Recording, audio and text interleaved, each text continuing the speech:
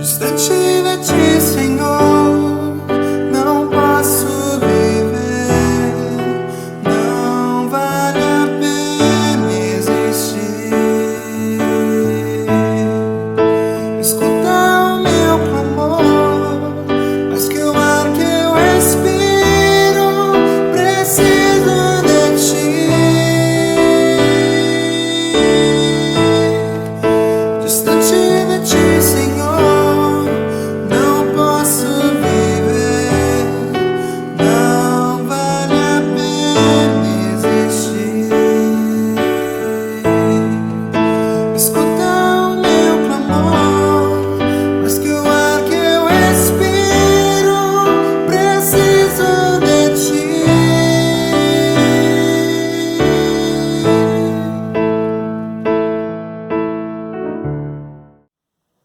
Que bom que você está aqui, meu querido irmão, meu querido amigo. Que alegria podermos nos encontrar mais uma vez nesta quarta-feira para juntos meditarmos na Palavra de Deus. Quero lembrá-lo que em todo o tempo nossa igreja está aberta para que você possa participar, também ser alcançado pela graça de Deus. Nosso grande desejo, nossa grande visão é ser um ambiente da graça de Deus. Um ambiente em que as pessoas possam ser alcançadas pelo amor de Deus para poder ter a perspectiva de uma nova vida, de um novo começo, de uma transformação extraordinária em suas vidas. A graça de Deus é poderosa, o amor de Deus é sem limites e Ele transforma vidas. Essa é a nossa mensagem, essa é a verdade que queremos transmitir para você. Essa é a boa notícia que podemos proclamar ao mundo, que Deus em Cristo, Ele salva o pecador, Ele nos resgata da nossa vã maneira de viver, da religiosidade vazia, das tristezas, dos medos, da falta de perspectiva, de significado para a vida. Eu quero te convidar a participar conosco. Para isso eu quero lembrá-lo que no próximo dia 17, domingo, às 19 horas, nós vamos celebrar a Páscoa, aquele momento tão especial em que nos lembramos e comemoramos, celebramos realmente que Cristo, apesar de ter sido morto naquela cruz do Calvário, Ele ressuscitou, Ele venceu a morte e todo aquele que nele crê não será alcançado pela morte. Terá também esta mesma vitória em sua vida. Quer coisa mais gloriosa? Se você tem dúvidas a respeito do seu futuro, quando o Cristo alcança o nosso coração, nós passamos a ter certeza da eternidade.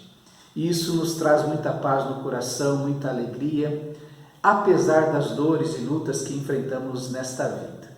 Eu quero convidar você a pensar nisso. Este recado vai especialmente para as nossas queridas irmãs.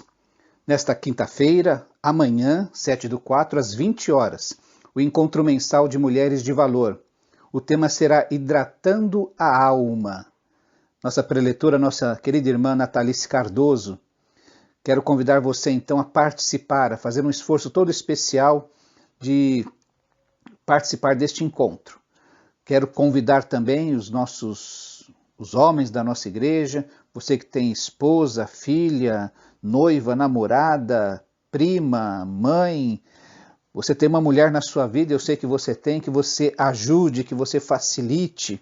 Tenho sugerido que você coloque sua esposa dentro do carro e dê uma de chofer neste dia todo especial.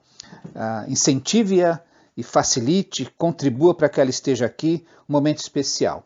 Quinta-feira, 7/4, às 20 horas. Amanhã, Mulheres de Valor, falando sobre hidratando a alma. Quero lembrar você também que faz parte da IBP, da IBPARC, que no próximo mês de maio nós passaremos um mês celebrando o mês da família e teremos a oportunidade de participar em vários lares, de pequenos grupos, ter esta experiência comunitária.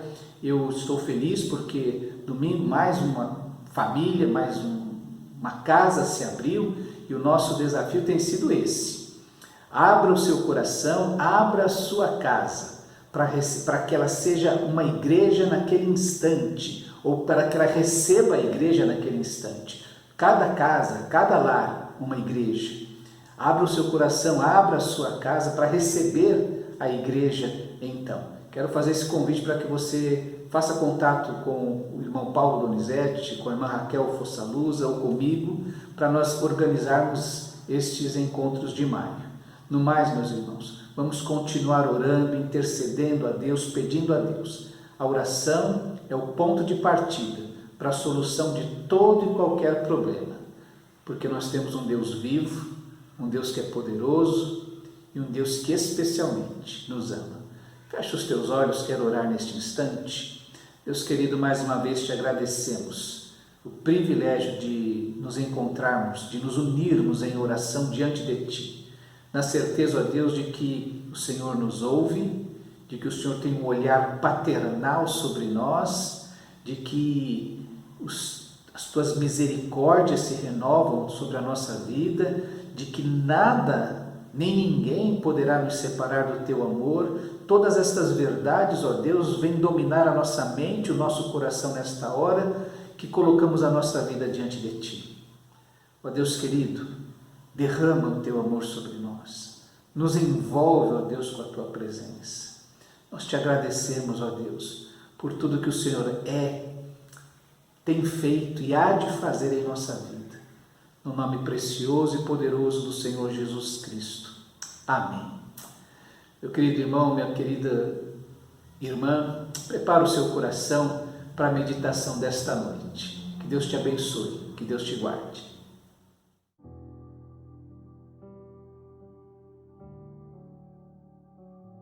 Mais tarde, Jesus retomou suas atividades na Galileia. Ele não queria viajar pela Judéia porque os judeus estavam procurando uma oportunidade para matá-lo. Estava próxima outra festa celebrada anualmente pelos judeus, a dos tabernáculos. Seus irmãos disseram: "Por que você não vai para a festa, para que seus discípulos possam ver as obras que você faz? Quem quer ser conhecido não pode ficar escondido num canto. Se você leva a sério o que faz, mostre-se ao mundo." Seus irmãos o pressionavam porque não criam nele. Jesus respondeu: "Não me pressionem, minha hora não chegou, é a hora de vocês. Aliás, sempre é a hora de vocês, porque não tem nada a perder. O mundo não tem nada contra vocês, mas sim contra mim. Está contra mim porque denuncio a maldade que escondem. Quanto a vocês, vão em frente, vão para a festa, não esperem por mim. Ainda não estou pronto, meu tempo não chegou." Ele disse isso e ficou na Galileia. Só que mais tarde, depois de a família ter ido para a festa, ele também foi. Mas se manteve incógnito, evitando ao máximo chamar a atenção para si. Os judeus já estavam procurando por ele, perguntando a todos: "Onde está aquele homem?" Havia muita controvérsia a respeito dele. Seu nome circulava na boca do povo. Alguns diziam: "Este é um homem bom." Outros contestavam: "Nada disso, ele engana o povo." Entretanto, as conversas eram discretas, porque o povo tinha medo dos líderes judeus. Lá pela metade da festa, Jesus se manifestou no templo. Estava ensinando. Os judeus ficavam impressionados, mas estavam confusos. Como ele sabe tanto sem ter estudado? Jesus disse: "Não inventei nada disso. O que ensino vem daquele que me enviou. Quem quiser fazer sua vontade pode testar esse ensinamento e saberá se é de Deus ou se eu o inventei. Quem inventa ideias próprias está sempre tentando impressionar, mas quem quer honrar aquele que o enviou apega-se ao fato, não altera a realidade."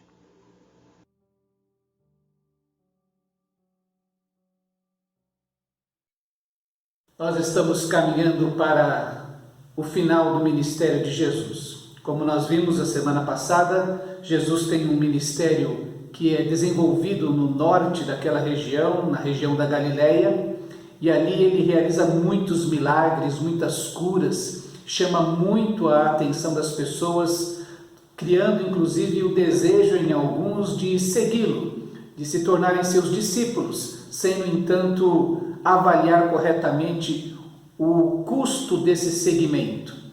Jesus então começa a caminhar em direção a Jerusalém, iniciando a sua segunda fase do ministério terreno. Ele vai em direção à Judéia e à Pérea. Ele se aproxima dessa região no tempo da festa das cabanas. É um período de 7 dias em que os judeus se reúnem ou vivem de maneira muito simples dentro de cabanas, recordando o tempo em que foram alvo do cuidado e da proteção divinas durante o tempo em que peregrinaram no deserto.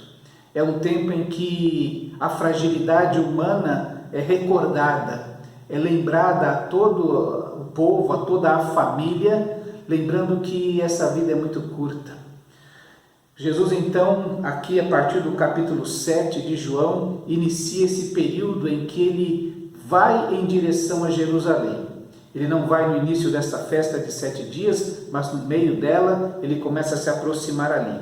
E se o ministério da da Galileia foi marcado por muitos milagres, por muitas curas, por uma aproximação do povo de Jesus, agora nós encontramos Jesus confrontando mais asperamente aqueles que resistiam ao seu ministério, aqueles que resistiam à sua messianidade, aqueles que não acreditavam que ele era o próprio Deus encarnado, vindo realizar ou resgatar o seu povo. É assim que Jesus então inicia um confronto com as autoridades religiosas e com a religiosidade vazia que eles ajudavam a desenvolver e a se manter naquele tempo. Talvez um dos momentos emblemáticos seja o episódio em que aquela mulher pega em adultério é trazida diante de Jesus para um confronto. Os judeus estavam proibidos de aplicar a pena capital, e se Jesus dissesse que aquela mulher deveria ser apedrejada, criaria um confronto muito sério com o Império Romano. Mas se ele dissesse que ela não deveria ser apedrejada, teria um problema com a lei de Moisés que mandava apedrejá-la. Então Jesus sai daquela situação de uma maneira muito sábia, dizendo: olha, quem não tem pecados ou quem nunca quis cometer o pecado que esta mulher cometeu, que atire a primeira pedra. Era costume que o mais velho iniciasse esse rito de apedrejamento, se podemos dizer, e por isso nós podemos pensar que o mais velho foi se afastando porque ele não era qualificado para atirar a primeira pedra. Logo, aquele que era um pouquinho mais novo também foi percebendo que não tinha essa qualificação de estar sem pecados para tirar a primeira pedra, até que todos saem e eles não conseguem pegar Jesus. É nesse tempo que Jesus também faz uma afirmação muito séria, dizendo: olha, antes que Abraão existisse, eu sou. E esta afirmação de Jesus dizendo eu sou, ele está reivindicando que ele é o eu sou, que ele é o grande eu sou. Ele afirma que ele é o próprio Deus. E isso para os judeus, para aqueles religiosos tão rígidos, soou como uma blasfêmia.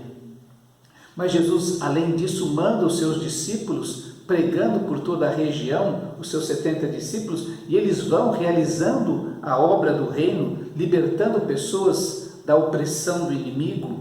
É nesse tempo que ele também ensina a parábola do bom samaritano. Os samaritanos que eram desprezados e rejeitados pelos judeus como um ninguém, como um desertor da pátria, como alguém que não era puro sangue, Jesus traz um ensinamento dizendo que, olha, existe um bom samaritano, e um bom samaritano que dá uma lição de vida nos sacerdotes, nos levitas, naqueles que estão apegados à lei e que são os responsáveis por ensiná-la ao povo. O ministério da Judéia, então, tem este confronto com essas autoridades, e ele explicitamente também confronta o ensino que é dado, a religiosidade, não somente a prática, mas também os ensinos. Ele que denuncia, então, esse legalismo rígido que que gerava essa hipocrisia e este orgulho em determinadas castas da sociedade. Ele que adverte, por exemplo, com a maneira errônea de guardar o sábado, dando mais valor à prática do que às pessoas que estavam envolvidas numa situação. Ele advertiu contra a cobiça das coisas materiais e como isso será castigado no último dia, quando se perceberá que as coisas materiais têm um valor muito limitado e não subsistirão quando vier o juízo na segunda volta de Cristo. Ele advertiu também sobre a relutância daquela geração mais conservadora, mais idosa, que não o reconhecia como Messias prometido, que não reconhecia que os seus ensinamentos vinham do Pai, que não reconheciam a sua autoridade como Salvador. Ele que denuncia nesse tempo toda esta geração como uma figueira infrutífera, uma figueira que promete frutos, mas não os dá. É uma figueira que precisa ser retirada. É nesse tempo também que Jesus trata do matrimônio de uma maneira muito mais preciosa do que aqueles homens estavam praticando e, inclusive, trata o divórcio de uma maneira mais rígida do que o ensino dos seus contemporâneos religiosos. Em contrapartida, enquanto Jesus advertia, confrontava e denunciava todos estes erros que estavam dentro desta religiosidade falida, desta religiosidade que não alcançava o coração de Deus, Jesus prega o reino, prega o verdadeiro relacionamento com Deus, prega o amor de Deus que se revela e alcança o ser humano. É assim que ele prega a tríade das parábolas a respeito do reino, quando ele fala sobre a ovelha perdida, sobre a moeda perdida e sobre os filhos perdidos, e como Deus, em seu amor, é aquele que alcança os dois filhos, é aquele que vai ao alcance da ovelha perdida, é aquele que vasculha todos os meandros até achar a moeda perdida. Jesus fala do amor de Deus, do grande amor de Deus manifesto nestas parábolas. E aí existe um episódio que é a gota d'água do seu confronto com os religiosos que queriam manter o status quo, que queriam manter o seu poder, que queriam manter o seu domínio sobre aquele povo. É a ressurreição de Lázaro, quando ele vai a Betânia, encontra Marta e Maria desolada, muitos judeus desolados, e então ele vai ao sepulcro de Lázaro e o ressuscita. Isto é a gota d'água, é uma demonstração inequívoca do poder de Jesus. Jesus que vinha fazendo muitas curas e milagres no norte, lá na Galileia, agora ele se aproxima de Jerusalém, se aproxima ali de Betânia, está próximo mais ou menos 10, 11 quilômetros de Jerusalém, e ali ele realiza um milagre aos olhos de todo mundo, em plena luz do sol. Ninguém pode negar que Lázaro, que estava morto já há 4 dias, os seus amigos chorando há 4 dias, velando, cuidando das suas irmãs há 4 dias, e de repente Jesus manda que Lázaro saia do sepulcro.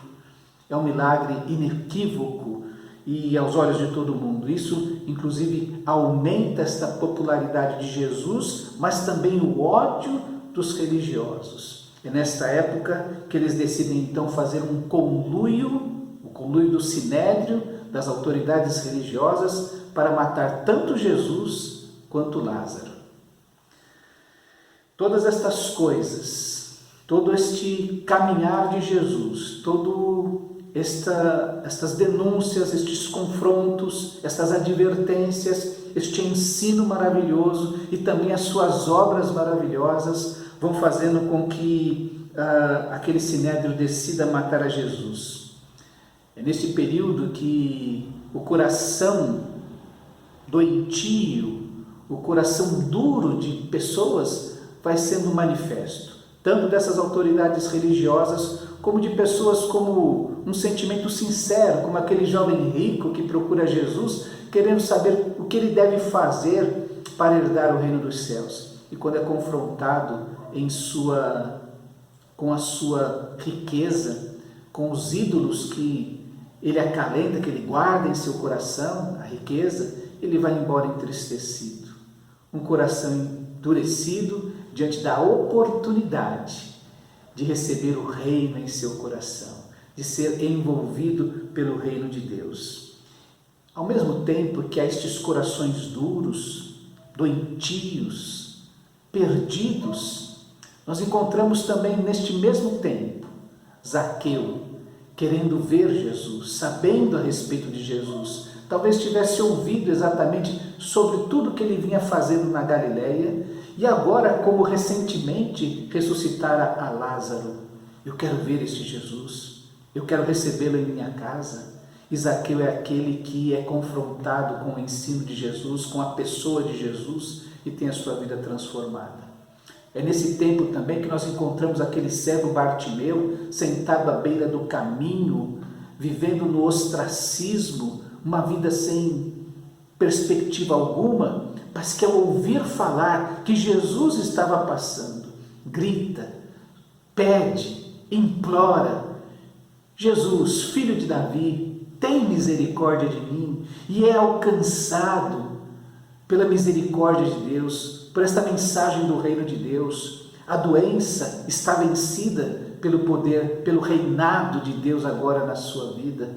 Todos os seus medos e dúvidas estão vencidos por causa do reinado de Jesus. O reino de Deus chegou, se manifestou. Quando Jesus expulsa demônios, traz curas, transformações, a cura espiritual na vida das pessoas, é uma afirmação de que o reino de Deus chegou e que agora quem reina é o próprio Deus. Mas veja que interessante, é um movimento muito comum e talvez a experiência de cada um de nós. Cada um de nós é talvez atraído por Jesus como aquelas pessoas no ministério galileu, quando Jesus realizou muitos milagres, quando Jesus realizou curas, quando Jesus se mostrou alguém extraordinário. Isso também alcançou a nossa vida. Em algum momento nós fomos atraídos por esta mensagem de Jesus, por esta fala de Jesus, pelo poder de Jesus. Mas conforme vamos caminhando, vamos percebendo que vamos sendo confrontados pela mensagem de Jesus. Quando nos aproximamos e conhecemos mais a Jesus, quando o chamamos para cear conosco, quando nós percebemos que Ele está muito próximo de nós, nós percebemos também que Ele vem confrontar o nosso farisaísmo hipócrita, o nosso legalismo rígido que nos torna mais julgadores do que amantes do nosso próximo, julgadores sem amor. Esse ensino de Jesus confronta também a nossa religiosidade vazia, que não suporta o confronto com a luz do ensino de Jesus, que confronta, que denuncia, que adverte e que faz um apelo para que nós retornemos para o caminho do relacionamento correto com Deus. Isso é um movimento que parece que é mostrado em todo os evangelhos e que a Bíblia fala a respeito de cada um de nós. Como nos aproximamos de Jesus por vários motivos, mas especialmente porque Ele é alguém especial, que faz algo de especial, mas especialmente também chegamos ao tempo em que precisamos dar uma resposta a esta curiosidade, quando somos confrontados pelo seu ensino. E o que você fará? Se você tivesse que responder a pergunta, você vai rejeitar a Jesus e a seus ensinos e querer afastá-lo de suas vistas, como aqueles religiosos hipócritas e aquela religiosidade vazia fez com Jesus, criando um conluio para acabar com ele? Ou você será daqueles que aceitam a pessoa e os ensinos de Jesus, que aceita que Jesus coloque luz sobre a sua religiosidade, sobre o seu coração, sobre a sua vida, como você fará? O que você fará de Jesus? A Páscoa se aproxima e na próxima semana nós vamos ver como termina este ministério terreno de Jesus. Eu queria convidar você a fazer essa pequena reflexão. Você se aproximou de Jesus algum dia, ouvindo falar dele, e agora talvez esteja sendo confrontado com o ensino de Jesus, com a pessoa de Jesus e com o convite, o apelo, o desafio que ele lhe faz de segui-lo como seu Salvador e como seu Senhor. O que você fará de Jesus? Responda essa pergunta em seu coração. Eu quero orar por você. Deus querido, nós te pedimos que o nosso encontro com Jesus gere nova vida em nós, que sabermos os seus ensinos gere um novo caminhar em nossa história.